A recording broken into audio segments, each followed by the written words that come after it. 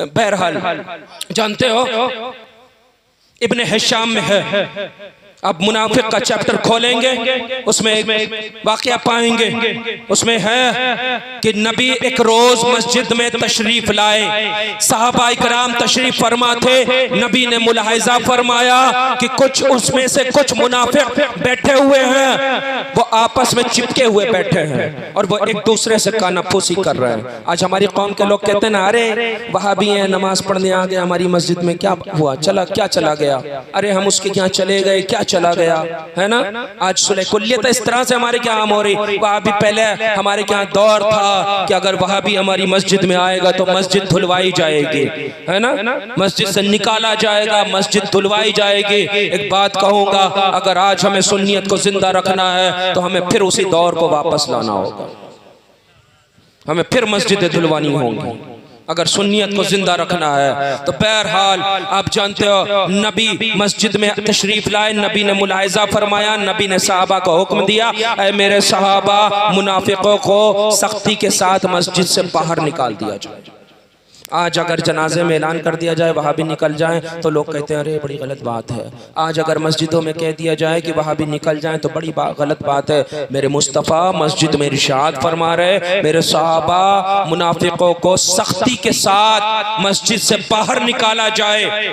इतना सुनना था। हजरत अबू अय्यूब खड़े होते हैं, हजरत अबू अय्यूब, आज लोग कहते हैं लड़ना झगड़ा अच्छी बात नहीं है, अरे इस्लाम नफरत नहीं सिखाता, इस्लाम सिर्फ मोहब्बत का पैगाम देता है, मोहब्बत का पैगाम देता है, लेकिन जहाँ मोहब्बत की बात होती है वहाँ मोहब्बत का पैगाम देता है। अब जानते हो हजरत अबू अय्यूब साहब ये रसूल हैं, खड़े हुए, बनी गनम का एक शख्स है, बनी गनम का एक शख्स है अम्र बिन नजश नाम का, आप जानते हैं, उसकी टांग पकड़ते हैं, टांग से घसीटते हुए मस्जिद से बाहर लाते हैं। वो कहता है अबू अय्यूब, बनी सालबा की भेड़ और बकरियां बांधने वाली जगह से तू मुझे निकालता है। हजरत अबू अय्यूब कहते हैं तू मलाऊन है, तू खबीस है, तेरे ऊपर तफ है, जा रसूलुल्लाह की मस्जिद से दूर हो जा। उसके बाद अबू अय्यूब मस्जिद में दाखिल होते हैं। हजरत अबू अय्यूब बनी गनम का, बनी नज्जार का राफा नाम का एक शख्स होता है। हजरत अबू अय्यूब उसकी चादर, वो चादर लपेटे होता है, उसकी चादर सीने से पकड़ते हैं और पकड़ने के बाद उसे झंझोड़ते हैं, थप्पड़ मारते हैं और उसे मस्जिद के बाहर लेके जाते हैं और धक्का दे देते हैं और कहते हैं रसूलुल्लाह की मस्जिद से दूर हो जा,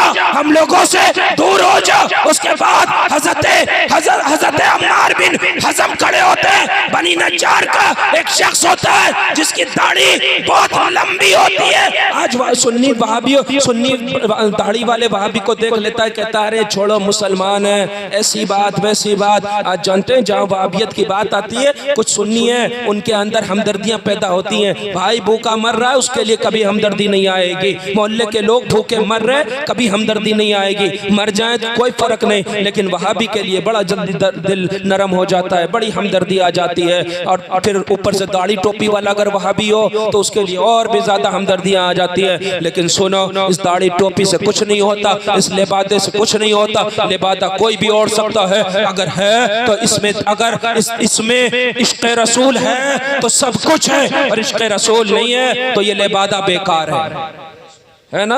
ये दाढ़ी कोई काम की नहीं, अगर इश्क़ रसूल है तो ये दाढ़ी भी काम की है, ये टोपी भी काम की है, ये लिबादा भी काम का है। अब बनी हजरत अम्मार बिन हज़म खड़े होते हैं, हजरत अम्मार बिन हज़म उठते हैं और एक ज़ैद बिन अम्र नाम का शख्स होता है, आप उसकी तरफ लपकते हैं, उसकी दाढ़ी बहुत लंबी होती है, आप उसकी दाढ़ी को पकड़ते हैं और उसके बाद उसे झंझोड़ते हैं और मस्जिद से बाहर लाते हैं, उसके सीने पे एक हथेली मारते हैं, वो गिर जाता है। आप फरमाते हैं तो रसूलुल्लाह की मस्जिद से दूर हो जा, हम लोगों से दूर हो जा, तो खबीस है, मलाउन है, तेरे लिए अजाब है, तेरे लिए बड़ी वईद आई है। आज हम कहते हैं कि नहीं अरे छोड़ो, वहाबी से क्या मतलब, देवबंदी से क्या मतलब। आप अभी मुफ्ती शारिफ साहब क़िबला फरमा रहे थे कि वहाबियों की हम लोग बात सुनते हैं, यूट्यूब वगैरह पे अभी वो तकरीर में अपनी बात कर रहे थे, तो जानते हो शरह सुदूर में हज़रत अल्लामा जलालुद्दीन सुय्यती एक वाक़या नकल फरमाते हैं। अल्लामा जलालुद्दीन सुदवी कहते हैं एक शख्स था जिसका आखिरी वक्त आया, एक आदमी था, आखिरी वक्त आया।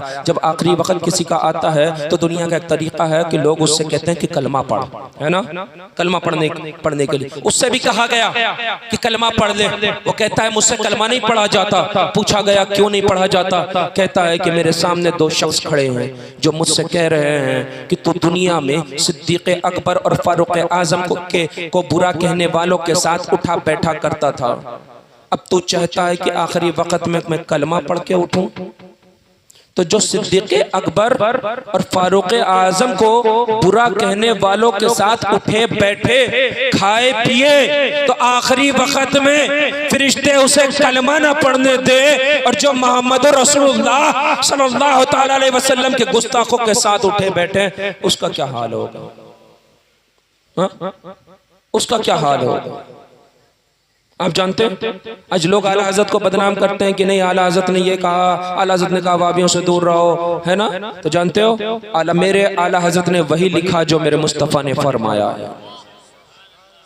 आला हज़रत ने कोई अपने पास से नहीं लिखा, मेरे आला हज़रत ने वही फरमाया है, जो वही लिखा है जो मेरे मुस्तफ़ा ने फरमाया है। आप जानते हो मेरे मुस्तफ़ा इरशाद फरमाते हैं बद मज़हबों से दूर रहो, कहीं तुम्हें गुमराह ना कर दें, कहीं तुम्हें फितने में ना डाल दें। वो रास्ते में मिल जाएं उन्हें सलाम मत करना, वो बीमार पड़ जाएं उनकी आयादत को मत जाना, वो मर जाएं उनके जनाजों में मत जाना, उनके साथ खाना मत खाना, पानी मत पीना, उनके साथ रिश्तेदारियां मत करना, उनके साथ नमाजें मत पढ़ना, कहीं वो तुम्हें गुमराह ना कर दें। मेरे हुजूर इरशाद फरमाते हैं। हम क्या कर रहे हैं? अपने आप को आशिक़ रसूल कहते हैं, वहाबियों से क्या रिश्तेदारी करते हैं? आशिक़ रसूल अपने आप को कहते हैं, है ना। जानते हो आशिक़ रसूल कौन था? ओहदिया बद्र के मैदान में एक सहाबिया थी।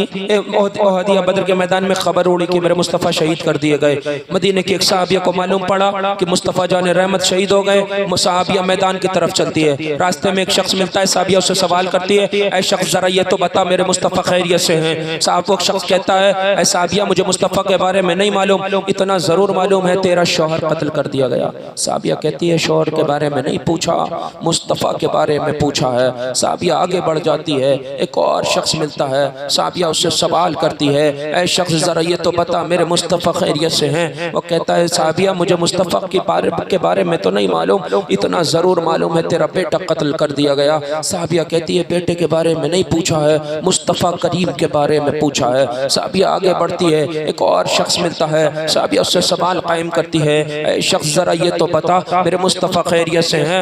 वो कहता है ऐ साबिया मुस्तफ़ा के बारे में नहीं मालूम, इतना जरूर मालूम है तेरा भाई कत्ल कर दिया गया। साबिया कहती है भाई के बारे में नहीं पूछा, मुस्तफ़ा के बारे में पूछा है। साबिया आगे जाती है, मैदान को पहुंचती है, मालूम पड़ता है मुस्तफ़ा खैरियत से है। साबिया झूम उठती है और बरेली के कलंदर इमाम अहमद रजा खान फाजिल बरेलवी पुकार उठते हैं, उन्हें जाना, उन्हें जाना, उन्हें माना, ना रखा खैर से काम, लिल्लाहिल हम्द, मैं दुनिया से मुसलमान गया।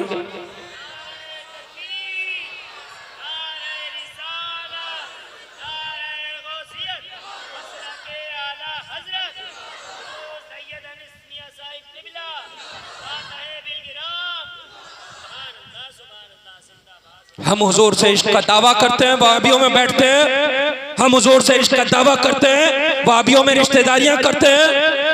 पुरानी रिश्तेदारियां होती हैं तो रोना रोते हैं कि कैसे तोड़ा जाए, कैसे तोड़ा जाए बताऊं।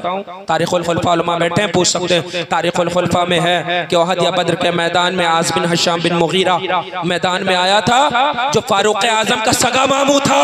उसके मद्दे मुकाबिल कोई और नहीं बल्कि फारूक आज़म आए थे, और आने के बाद आपने एक ऐसा वार किया था कि आपकी तलवार उसके सर में बेबस हो गई और जबड़े पे आके रुकी। आपने बद्र के मैदान में एक नज़ीर कायम कर दी कि गुस्ताखे रसूल से ना कोई कबीलादारी, ना कोई रिश्तेदारी, ना कोई यारी, है ना, कि गुस्ताखे रसूल है तो ना उससे कोई हमारी कोई रिश्तेदारी नहीं है। बद्र के मैदान में, ओहद या बद्र के मैदान में आपने ये नज़ीर कायम की थी। हम भी तो मानने वाले हैं, हम क्या करते हैं?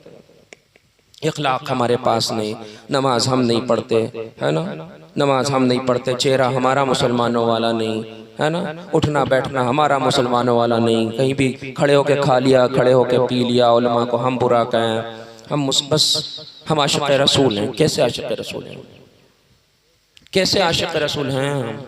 ज़रा हमें एक बार अपने आप को देखना चाहिए। एक बार आप जानते हैं सबसे बड़ा अगर कोई मुफ्ती है ना तो ये दिल है। ये दिल सबसे बड़ा मुफ्ती है। आपके बारे में ये सबसे बेहतर फतवा आपको दे देगा।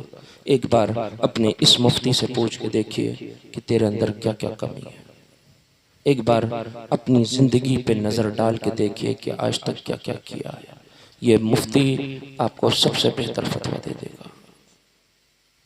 ठीक है, ये मुफ्ती आपको सबसे बेहतर फतवा दे देगा। एक बार बस सिर्फ हमें ज़रूरत है अपने आप को देखने की, है ना। एक बार अपने आप को देख लेना तो शायद शर्म आए अपने गुनाहों से, अल्लाह की बारगाह में माफ़ी मांगे और हुजूर के सच्चे गुलाम बन जाए, है ना।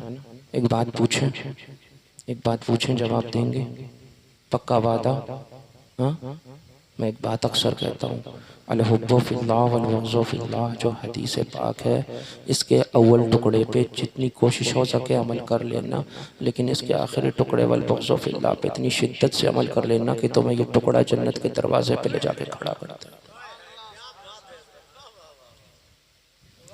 तुम्हें हदीस का सिर्फ ये आखिरी टुकड़े पे इतनी शिद्दत से अमल कर लेना, इतनी शिद्दत से कर लेना कि आखिरी टुकड़ा ही तुम्हें जन्नत के दरवाजे पे ले जाके खड़ा करता है। ठीक, इसमें कुछ काम नहीं करना है, सिर्फ इतनी शिद्दत से नफरत करना है ना, इतनी शिद्दत से नफरत करना है कि वहाबियों से, देवबंदियों से, कादियानियों से, जितने भी बातिल फिरके हैं, इनसे इतनी शिद्दत से नफरत कर लो, इतनी शिद्दत से नफरत कर लो कि बरोज़ महशर ये नफरत तुम्हारे लिए निजात का जरिया बन जाए। इतना तो कर लोगे या वो भी नहीं कर पाओगे? हाँ, एक बात पूछें, वहाबियों से दूर रहेंगे? आधे लोग लगता है ये सब तो बदमज़हबों से दूर रहेंगे।